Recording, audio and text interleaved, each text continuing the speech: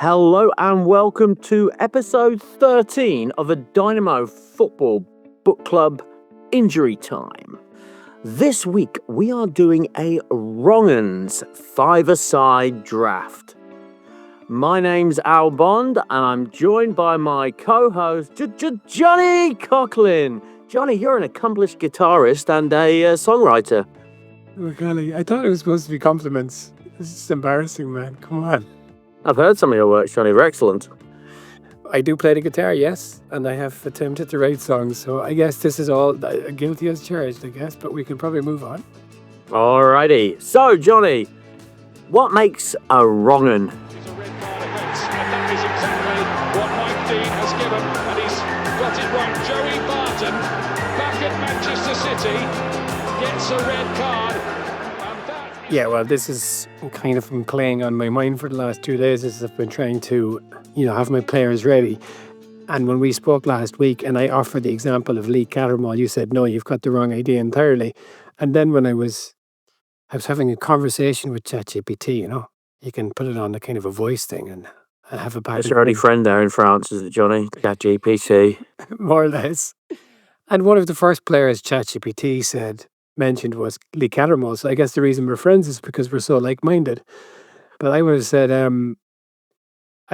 a wrong un is a kind of a nasty piece of work, whether for on-field or off-field behaviour. So Lee Cattermole, I have no idea what he is like as a man. I don't know anything about Lee Cattermole, the man, but Lee Cattermole, the footballer, he was a nasty enough piece of work. But then we'll say, take someone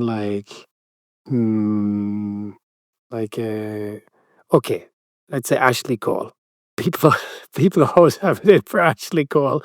I don't think he was particularly nasty on the field, and he only ever really did that one thing with the money, but I think everybody's probably agreed that Ashley Cole is a wrong un. Have I got the right sense of what we're talking about here? For me, bruv, Ashley Cole, not a wrong un. No, Okay. Not for me. Tell me why. It's like pornography, Johnny. You know a wrong un when you see it. I find it difficult to classify, but you know it when you see it. For example, cheating on your wife, that doesn't make you a wrong un. But cheating on your wife with your brother's wife, yes, that's wrong un territory. Not mentioning any names. Oh, and before we start, Johnny, we need to delve into new territory in the Dynamo Football Book Club. And I would like to issue a full apology. In the trail for this episode, when I did not have all the information I have at hand today, I suggested that Morgan Gibbs White might be suitable for a Wrong Uns five-a-side, going, I'm ashamed to say, as far to say that he could play in goal, defence, midfield and attack. I now realise that I was wrong, and I would like to distance myself from those comments. Morgan Gibbs White has proved himself to be a man of utter integrity, a man who understands loyalty, and a man who understands judgment. Morgan Gibbs White is the furthest thing from a wrong un you could possibly find. He is the very best of us. And to you, Sir Morgan Gibbs White, I salute you. I salute you, sir. All right, let's get on with the draft, Johnny. Let's get on with this draft. So wait, he wasn't able to find a place that would reward his loyalty more, no? He is at the place which rewards his loyalty the most, and he knows he need look no further. As I said, what a wonderful, wonderful man he is. Okay, but just to be clear, when we say wrong un, we're talking about on-field and off-field, yeah? Absolutely, yeah. Yeah, Right let's behind say, you. What was his name? Australian. No, don't give away any fucking names, Johnny. Don't Come on, give it he's away any not- names. But also, another thing to talk about. Because God, I'd have done some research on that fucker. Don't touch him, leave him alone. Yeah, that's the other thing. What are the criteria for winning this thing? Not that it's all about winning now. Do you win because your team is got more wrong uns, or because they're going to win? Because at the end, this will come to a game. And the thing is not going to tell us who's a bigger show wankers. It's going to tell us who'd win in the game. So can we settle that particular score as well? Well, I think it's a two-way thing, Johnny. I know to you it's all about winning, but for me, it's more about providing the listener with audio entertainment and finding exciting and interesting stories. Look at Johnny trying to scrub out Maradona as we talk. Like, the perennial John Coughlin pick, Maradona for all. I mean, he's got wrong and energy, but this is an EPL five-a-side, so No. put him away, brother. Put him away. You can't have him. Yeah, heartbreaker. I actually looked up when I was doing research on this, and it was like the 20 most hated footballers of all time, and he was like the first name on it. I said, who hates Maradona? My English people. Well, back then, yeah, that's for sure. You? No, I don't think so anymore. But Now that your brave Lionesses have won the European Championships, all. yeah. Anyway, so Hold on, did you watch that? no, I was busy. Anyway, so Oh, you monstrous bastard! Why didn't you watch it? so moving on to the draft. Don't get me fucking cancelled, Johnny. Right then. Funnily enough, when I was looking up like disreputable footballers or unpalatable footballers, I was putting weird words into Google. Like Wayne Rooney kept popping up. He won't be appearing in my list. He's the very definition of a good one. Rooney is not a wrong un. He's not. That is a rock I am willing to perish on. Yeah, well, I'll perish there with you. All right, well, I'm genuinely excited to get going on this. And the aforementioned Australian name, fuck, maybe I'm going to have to take him first. But then, all right, okay. Do you want to do a coin toss for this, Johnny? Well, you have. I've got it here, bruv. I have a flat battery. Do you want plus or minus? Go on. Got a Yankee quarter. All right, then. Yankee quarter here. You ready? Yeah. Well, it's always heads for me, so go on.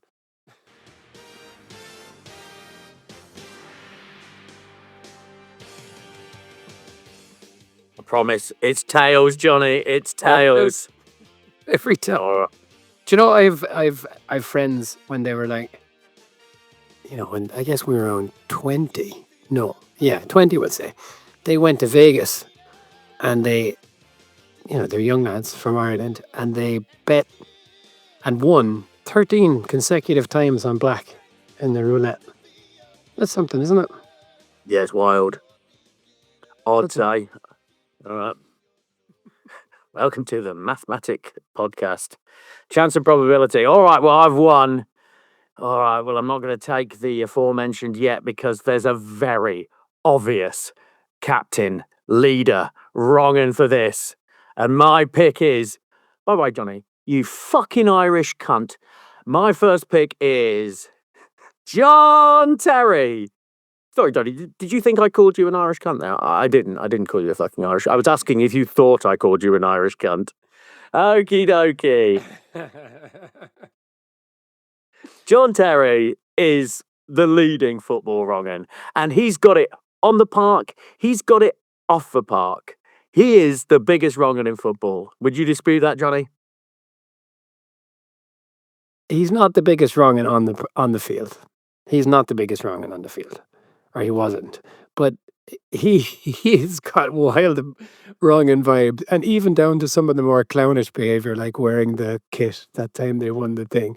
Yeah, he is a bad egg. He is the anti-Rooney. All right, yeah. So he's got full kit wanker. Let's get the charge sheet going, and everything that applies to John Terry also applies to Jody Morris. It's amazing when I was doing my research how much Jody Morris appeared in Assault and Affray.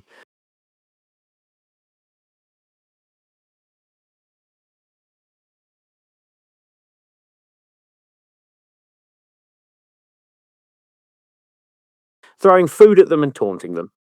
Really? Yep. Him and Frank Lampard.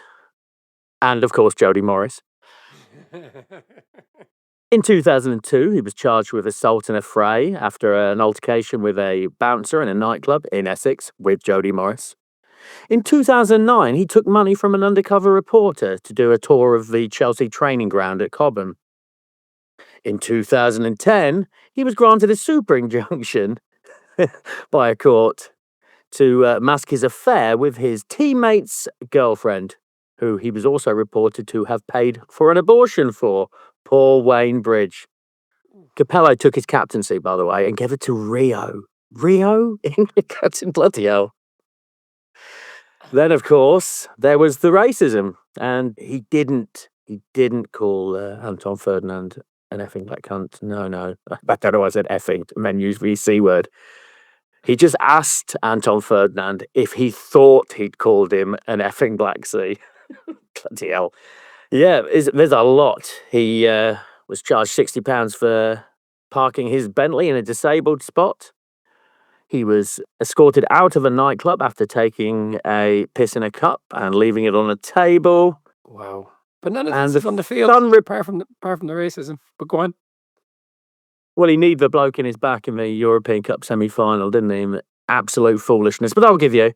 And The Sun in 2007 reported he cheated on his wife, Tony Terry, 8 times. 8 times. And that's in 2007. So he's had 18 years now to work on that. Oh, God. Class act Wrong Un, but arguably the best defender that ever played in the Premier League. So there you go.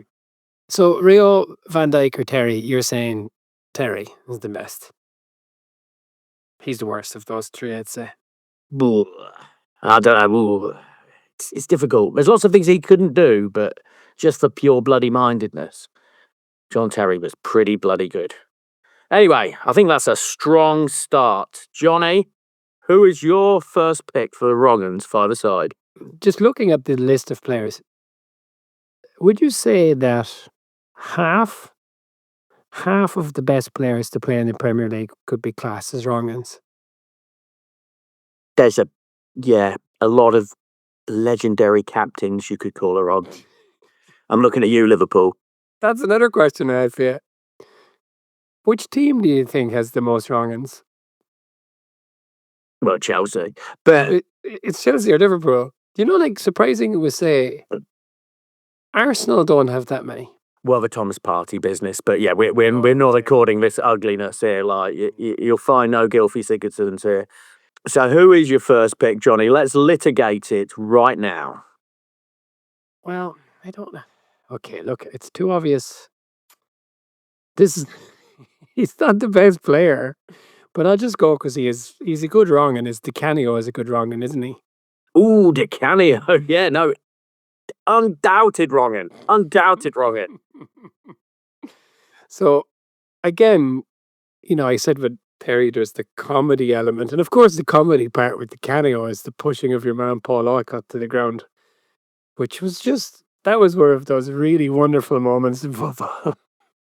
There was an interview with Paul Alcock about 5 years after the event. Well, it might not even have been that 5 years. There was an interview about Paul Alcock about that event. And he said, the worst thing is my children keep seeing it on the TV. And my daughter says, look, there's Daddy being funny. She doesn't realise how serious it is. Yeah, okay, well, so let's talk about Di Canio's rap sheet then. So he has made multiple fascist salutes while playing for Lazio. A gesture directly associated with Benito Mussolini's regime. Really? Okay. A quote from Di Canio, I am a fascist, not a racist. That's a nice one, isn't it? In his 2001 autobiography, he described Mussolini as a deeply misunderstood individual who was very principled and did good things for Italy. I guess he must love the whole trains thing that people always talk about. Yeah, he was always known for, he was impossible to manage, he fought with teammates, refused to travel when he was playing with Sheffield Wednesday as a result of disciplinary reasons. And then, yeah, I don't think he was particularly easy when he was manager at Sunderland. He was sacked after 13 games, and the players revolted against his brutal management style. But it's not just being brutal, because he was a manager in the school of Arsene Wenger. And why do you think I say that, Al? Why was he a manager in the school of Arsene Wenger? He revolutionised the English game, or did he remove ketchup? He banned ketchup. That is the mark of a Wenger acolyte. But of course, he is also known for fair play. He has won the FIFA Fair Play Award. Is he the only Wrong Un to have done that? And what did he do in order to win the FIFA Fair Play Award? That was the most amount of bollocks that ever was, wasn't it? It really was. So we're talking here. He got the FIFA Fair Play Award because I can't remember the game, exactly who he was playing. But basically, someone was lying on the ground, and instead of taking a volley from like 25 yards out, I think which might have been on his wrong foot, he just caught the ball so the lad could get treatment, right? That's what happened. Yes, it's against Everton. It's sort of like portrayed as if it was a tap-in. Like, if it was an open goal if he hadn't just caught the ball. It wasn't. There was no way he was going to score from there. He just caught the ball so the lad could get some treatment. And then suddenly he's this like fabulous man. It was so weird. By the way, just on the Derby della Capitale, which I went to earlier this year, Roma and Lazio. Have you seen where Evan Ferguson has gone? Yeah, he gone to Roma. And did you see how many goals he scored in his first game? I have not. 4. No shit. It's effectively a training game, but yeah, 4 goals for Evan Ferguson. You know, last year he was at West Ham and he couldn't get into the team. What do you think is what is more exciting? More exciting for Irish fans, you know, him playing for West Ham or him playing for Roma? I can tell you what it is. It's Roma. That's bloody exciting stuff. Well, I'm pleased for you because it was terrible how he dropped off. He went from being like a world beater to not being able to get a game off the fucking bench at Brighton or West Ham. It was terrible. Yeah. Okay. So Terry versus Di Canio. I might make Di Canio. I've got a real wrong un, which I think that you will have missed. Okay, well, I'm going to take my boy off the board because he's been hinted at, and I'm delighted to see he did have 10 Premier League games for Crystal Palace, and it is just the Australian arsehole that is Kevin Muscat. Unbelievably, I didn't realise he played in the Premier League, but I'm delighted he did because he is a wrong un in the truest sense, and he's a genuine thug. A real thug. I was going through his Wikipedia list trying to write down all his transgressions. And guess what? I was just like, note here, read the Wikipedia page. It's so long. This was, man, there's nothing particularly off the pitch for him, but on the pitch, he's one of the players.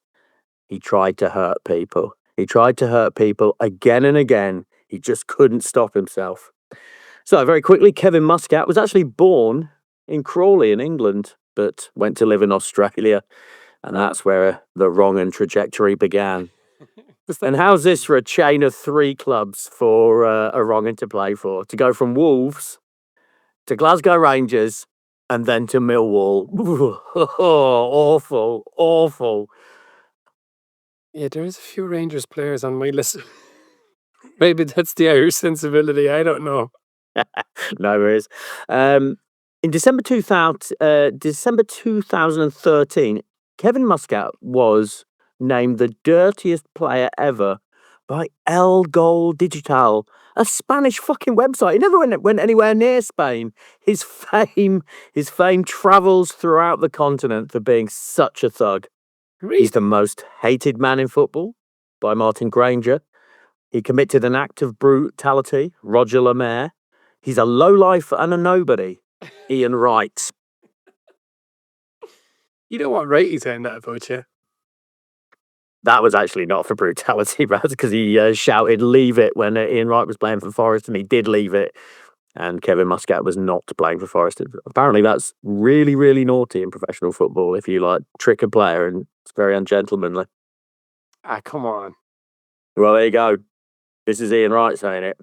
Yeah, so he was called the most hated man in football after he tackled Stan Lazaridis, his Australian teammate. He injured Christophe Dugarry in a friendly international between Australia and France. In March 2002, Muscat was sent off after 9 minutes for elbowing Grimsby striker Michael Boulding. He got a 3-match ban there. 3 weeks after signing for Millwall, he was fined and reprimanded, where he stamped on Watford's Danny Webber and gave away a penalty. In 2004, a lawsuit was brought on Muscat by former Charlton Athletic player Matty Holmes, which resulted in a settlement of £250,000 plus costs, bringing the estimated settlement to around £750,000. I'm sorry, I'm just reading for it. Check this. Holmes had to have 4 operations on his leg following the tackle by Muscat, and there were initial fears that his leg might have to be amputated. Fucking, he's a scumbag. He had Milan Boris by the throat. Ewan Roberts admitted to stamping on him as revenge for a Craig Bellamy attack.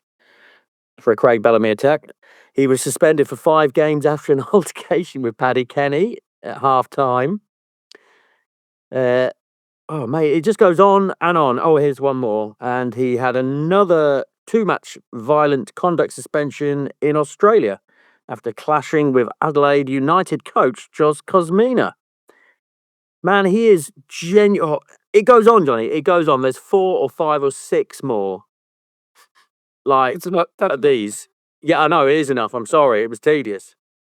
Yeah, real scumbag. Kevin Muscat. Let the world know. Let his name ring out. The worst. Real nasty piece of work. Wrong Un. All right, your pick, Johnny. Sorry about that. Well, I don't think this rap sheet is quite as long, but I think Ben Thatcher should just be in there because of that one elbow against Pedro Mendes. So he was playing for. Can you imagine that? Like, Ben Thatcher played for Man City. Like, do you think kids who are like 12 years old and support Man City realize how fucking shit they were for so long? No kidding. Yeah. So he smashed his forearm into Mendes' face, right? You mentioned it recently in another episode. And Mendes needed oxygen on the pitch and was taken to hospital. The ball wasn't near him, I guess that was the main thing. But then obviously there was howls of indignation. Alan Brazil didn't call it. He said it wasn't a foul, it was an assault.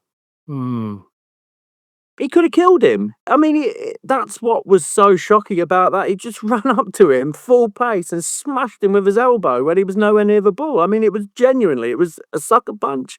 Yeah, it was cowardly and it was horrendous. Redknapp said it's as bad as he's ever seen. How many games do you think he got? Ben Thatcher. Oh, Yeah. suspension for that. 8. Is that a guess? Yep. It's absolutely correct. But then Man City added a 6-match suspension and 6 weeks wages fine. Police from Greater Manchester opened an inquiry, but no charges were filed. He also elbowed Nicky Summerby. So it wasn't a once-off. Summerby needed 8 stitches. He wasn't even sent off for that particular one. But that was well before the Pedro Mendes one. That was years beforehand.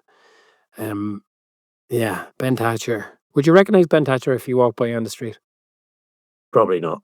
Would you recognize Ben Thatcher if you ran up and elbowed you in the face? All right. Well, it's a good one. He was a hot prospect at one point, but yeah, he succumbed to the thuggery. Go Well, on. my next one. Absolutely, bring it on. Well, I'm going to win the draft with this, Johnny. This man has scored 523 goals in 868 games. Luis Suarez. Come on, tell me he's not a wrong un, Johnny. Tell me he's not. Well, he was my first pick, but then you're all kind of accusing me of being of always wanting to win. So I pushed him to one side. He's undoubtedly a wrong un. And you know what? Okay, there's the ever stuff, the racism, so it's not exactly all fun and games. But if you can put that to one side, the rest of it is pretty funny, wrong in behaviour, isn't it? Well, that's it.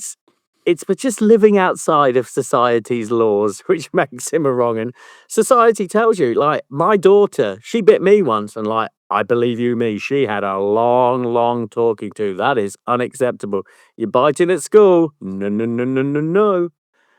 But nobody ever taught Luis Suarez that. I've been bitten by my children. And one day, my daughter bit me in the chest. It is so painful to be bitten. Yeah, no kidding. It is sore, man. Anyway, sorry, go ahead. Well, there you go. We have there's the unpalatable Patrice Evra situation where he's banned, and all the Liverpool team came out in support of him. Lovely stuff. He does have a black grandfather and does identify as mixed race. Does that help, Johnny? No. Anyway, but he has had no less than 3 suspensions for biting, Johnny. That enough, right? That enough. Whilst he was playing for Ajax, he bit Otman Bakal, 7-game ban. When he was playing for Uruguay, he bit Chiellini of Italy. He got a 4-month international ban. And playing for Liverpool, he bit Branislav Ivanovic for a 10-match ban. That's a lot of suspensions for biting, right? That's a lot. Also, I don't know who that first guy is he bit when he was at Ajax, but those other 2 fellas, they're not the kind of fellas I'd be going around biting.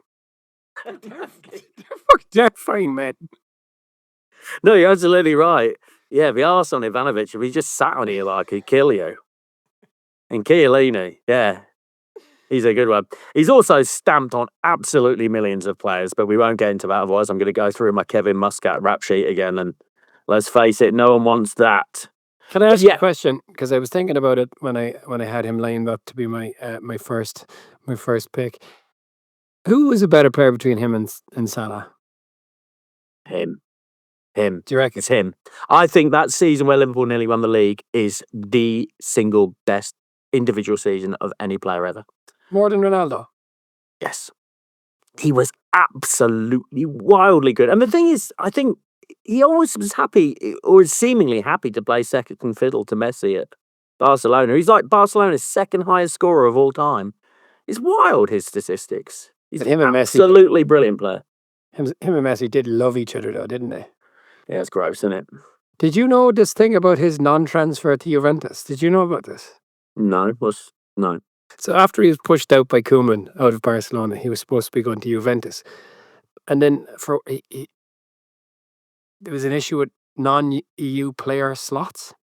Oh, yeah. He cheated his way to Italian citizenship, didn't he? He tried to cheat. So he'd been given the questions and answers in advance. And he doesn't speak any Italian, so that was a bit of a giveaway. Yeah, and so like other guys, professors, like university professors, were accused of fixing the exam with him. So there was he wasn't charged in the end, but it was called a national humiliation by Italy's Minister of Support. So yeah, he because he's the opposite of Terry, because for the most part his wrong behavior is on the field. Yeah, you're absolutely right. I mean, yeah, he calls himself a devout Catholic, so you'd assume, whatever that means, but you'd assume, yeah, he's pretty decent. I saw some pretty heartwarming footage of him appearing on a Uruguayan game show when he was 11 in my research. And I read earlier that he, so he's from a hard scrabble background, and he met his wife while he was sweeping the streets as a young man. Yeah, that's what he was, a street sweeper. Yeah, they met.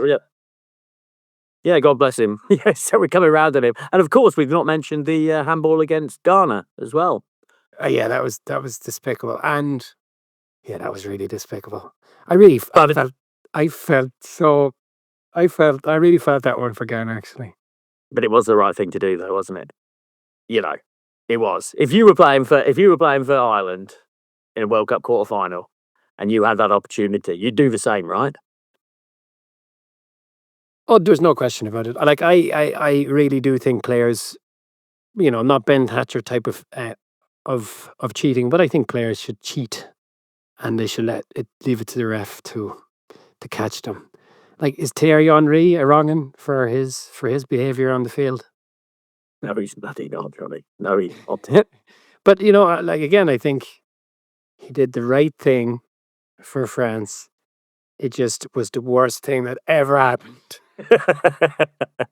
Well, that's Ghanaians, that. I'm sure they feel similarly. Okay, well, you referred to him earlier. I'm going to put Giggs in there, and we all know why Giggs is in there.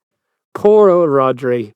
Did you see the Paddy Power ad that Rodri did subsequent to the whole wife thing? No. Okay, so Rodri is Giggs's brother. Yes, not the Ballon d'Or winning Man City midfielder. Because you confused me initially, yeah. Okay, no, I never saw the Paddy Fowl with Rodri Giggs. Yeah, so he looks quite like Ryan, you know? And whatever, it's just an ad essentially where I think he's getting in shape to kind of get revenge on Ryan is essentially the idea. But poor Rodri, he must have spent his whole life living in his brother's massive, massive shadow. And then, what was it? Wasn't he cheating on her? So Ryan was married to Stacey Cook and they had 2 children. Rodri was married to Natasha and they had an affair. I think it was for 11 years. Like Ryan had been like voted BBC Sports Personality of the Year. And I think there was also an abortion element to this as well. This was 8 years of sexual encounters with Ryan. Oh my God. And Rodri found out just hours before the press. Oh my God. And Rodri said, he was my hero. Now he's just nothing. And of course, Giggs has been in trouble since, right? Because he was brought to court for assaulting another girlfriend in a hotel. Well, I mean, he is an absolute wrong'un. Well, I'm sure I've told you this before, but when I worked on cruise ships, I used to have a cabin with a casino dealer from Stockport, and he used to work in a casino in Manchester. And he told me that the Man United players used to frequent that casino fairly regularly, and that Ryan Giggs was famous for just being awful. And there's one particular story, I don't know what the legality of this story, but like Giggsy was just like getting off with some chick right in front of his wife. His wife was there crying, and he gave her a £50 note and said, "Take that and fuck off home." That's what my friend told me. Like, he's just a horrible guy. Horrible, horrible Giggsy. Yeah, okay. So close to being Sir Ryan Giggs. So fucking close, but no. He was kind of Beckham before Beckham, wasn't he? Well, he was, yeah, absolutely. But then Beckham out-Beckham'd him. He absolutely out-Beckham'd him. But I'd say the wise money probably would have, like, maybe most people would have put money on Giggs. Giggs always seemed, before any of this, he always seemed like quite a crafty individual. He gave off that kind of impression. Whereas, of course, Beckham must be crafty, but you wouldn't think it for a minute. He just doesn't, he looks guileless, doesn't he, old Bex? He just looks, that lovely smile. Oh. Well, he sounds guileless. Yeah, that's true. That's true. Okay, go on. I'm moving on to what I think is the most difficult position to fill. I would have thought there'd been a lot of weird goalkeepers, but I struggled with the goalkeeper. So I've ended up with Russell Holt. Derby County, Leicester, Forest, Notts County. He's done the whole East Midlands. But why is he in my Wrong Uns 11? Well, he got caught curb crawling in Derby's red light district. Derby's red light district. Oh, Jesus. He was arrested just 2 miles from Derby's stadium, Pride Park. No pride there. He was cleared of sending indecent letters to a 15-year-old girl. He claimed they were just like saucy seaside postcards. Why are you sending saucy seaside postcards to a 15-year-old, Russell? Why? In 2007, Russell Holt was filmed in an orgy wearing his West Bromwich Albion polo shirt. Now, that's got to be a turn-off for any woman, surely. Yeah, so he's not someone I'm particularly familiar with, but he has played Premier League football, and he does seem a bit of a dirty bastard. So that's my keeper, Russell Holt. Now, I can tell you right now, if I saw Russell Holt in the street, I wouldn't recognise him. Would you? He's an ugly bugger. Not when he's in his West Brom shirt. No, then he's sexy. I don't know. I don't know if we're crossing line here, but like Stan Collymore. I mean, he's a wrong'un. He is. He's undoubtedly a wrong'un. Yeah, he's a nasty son of a gun. So like domestic abuse, that kind of stuff. But there is a funnier side to it though. The dogging stuff is quite funny, isn't it? I mean, it's great. The dogging stuff. Well, this to me was just delightful, Johnny, because he broke my heart in a way that Morgan Gibbs-White didn't. But literally, Stanley Collymore made me cry when I was 17 when he fucked off to Liverpool. He was my favourite player by a factor of 1,000. And his all his woes and travails afterwards only delighted young Bond, I'm afraid to say. Yeah, okay, so he's openly talked about engaging in dogging, so that's having sex with strangers in public places, often watched by others. And he tried to justify it as a cultural phenomenon. Everybody was doing it, I suppose. He's punched a fan when he's in Dublin, in fact, playing for Leicester. He's had various busting training ground bust ups and fallouts. And he just, yeah, he's a scumbag, isn't he? Oh, mate, when he was at Forest, he literally said to the press, I'm too good for this team. I mean, whilst he was still playing with us, like, he used to celebrate by himself. Like, he would score and run off, and all the rest of the team would run off in a different direction to celebrate amongst themselves. Just couldn't fit in. Just one of life's outsiders. I really think, he does fit very well into this category. And I know this is, I don't mean to make light of the assault charge, but did you ever hear when he was a radio host? He was a radio host on Mike Sunny London. I've heard that. That's absolutely daft. The thing about the penalty. But yeah, like, obviously we are kind of, we're treading a fine line there because the domestic abuse stuff, same with gigs, it's not to be laughed at. But yeah, that thing on the radio, that was wild. Yeah, look it up, folks. Alrighty. Yep. I'm happy that, absolute, definite, 100% wrong, and Johnny. You've nailed him. Fun fact, Johnny, born in the same town as Morgan Gibbs-White. See how the same town can produce such disparate characters. You've quite a disparate view on Morgan Gibbs-White. He's a lovely man. Wonderful, wonderful man. He's a wonderful man. I just think he's the best guy in the world. Okay. We're getting a cat for my birthday, and I'm going to call him Morgan. Alrighty. Okay, my last one. This is, I want to put Graham Lasso, but I really couldn't find anything about him, but I'm sure he's a wrong and deep down somewhere. He's hiding something. Fucking fat face. All right, so my last one, and here's a funny one, but it's Sol Campbell. He's such a fucking dick. He is arrogant for a variety of reasons. I'm not a Spurs supporter. But you don't do that, mate. You just don't do it. It's wrong what he did. It's wrong what he did. He had the whole world of football to go to. And then he goes to the most antagonistic place. Now, again, he didn't deserve the most vile chance. I think it's so disingenuous. I remember once when Nicky Barmby went from Everton to Liverpool and someone talked about the furious reaction of the Everton fans in a press conference, and Nicky Barmby was like, we're still talking about football, aren't we? This is crazy. It's like, you disingenuous fucker. You know exactly what you've done, and you know how people are going to react, and you can't act all surprised. Oh, I had no idea that Everton fans wouldn't like me going to Liverpool, or Spurs fans wouldn't like me going to Arsenal. Yeah. On top of that, he's a fucking Tory. So stick it. He's not just a Tory.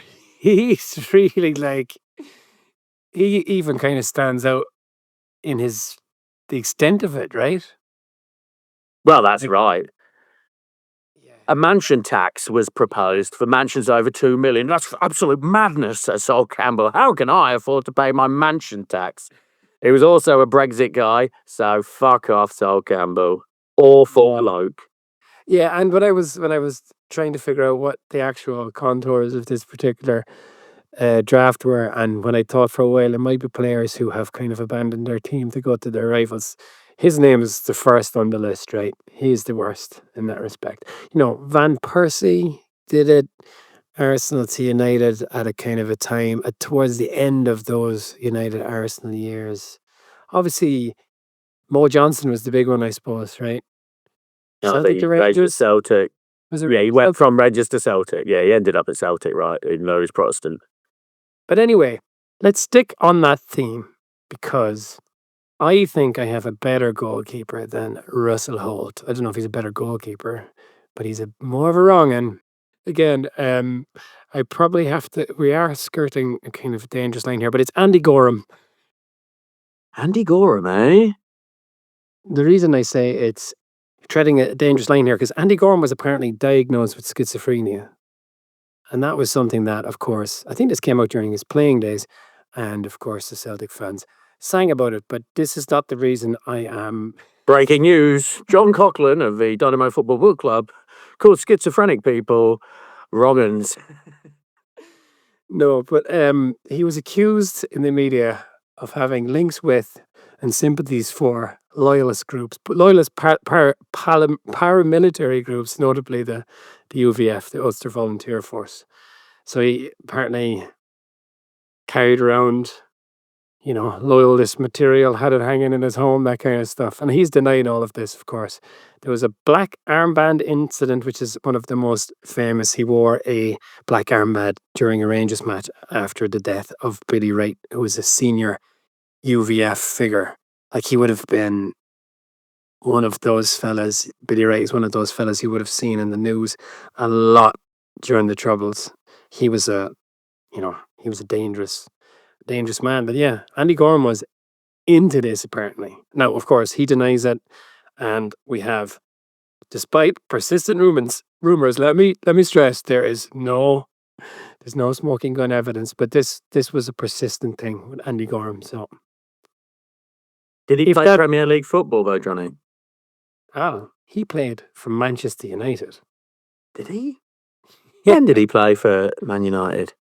Let me check. Yeah, March 2001, Alex Ferguson made a surprise move to sign Andy Gorham on loan at the age of 36. Jesus Christ. United were without their number one, Fabian Barthez, and Raymond van der Houw, who was even older, was carrying a knock. He made just 2 appearances. He played against Coventry City and Leicester City, helping Manchester United see out their 2000 and 2001 Premier League title, for which I guess he wouldn't have gotten a medal because you need 10, right? Yeah. But I think that's changed now. Yes, he did play in the Premier League. All right, well, fabulous. Who did he play for internationally, Andy Gorham? Is he Scottish? He's Scottish, yeah. Yeah, okay. And I think he did play. I think he was a Scotland stalwart. Yeah, well, there's a name I'm super familiar with, but yeah. Okay, well, that's 5 each now, Johnny, right? That is it, Al. Would you like to hear our teams? Well, whilst you're... yes, absolutely. Let's get the teams. Okay. Okay, admittedly... Sorry, I'm missing one of your players. You have Russell Holt, John Terry, Kevin Muscat. You're going for 2 defenders in this 5-a-side. And Sol Campbell. I'm playing a 3-1 formation. But your one is by far and away the best player. Well, by far and away. Giggs was pretty damn good. But the best player, let's say he's the best player there. And that's versus Andy Gorham, Ben Thatcher. Who would you reckon is better between Ben Thatcher and Kevin Muscat? Ben Thatcher. Okay, Andy Gorham, Ben Thatcher, Ryan Giggs, Di Canio, and Stan Collymore. Oh, there's some talent there, Johnny. I mean, Stanley Collymore was so good. He recently talked about his £8.5 million transfer being equivalent to £155 million today. So he's trying to stay relevant. All right then. Whilst you input the data into the supercomputer, Johnny, I'm just going to give you some notable mentions. I mean, like, how we can have a Wrong Uns 5-a-side without Joey Barton, I don't know, but we have. Everybody knows Joey Barton's a Wrong Un, right? Another one, I googled El Hadjuf. The first picture that comes up is him spitting. Jolly good. I mean, I toyed with Emi Martinez, but really his Wrong Unness is just making the World Cup trophy look like a dick, isn't it? And just being a bit of a knobhead. Wayne Hennessy got a little shout out for goalkeeping. Here's a quote about Wayne Hennessy.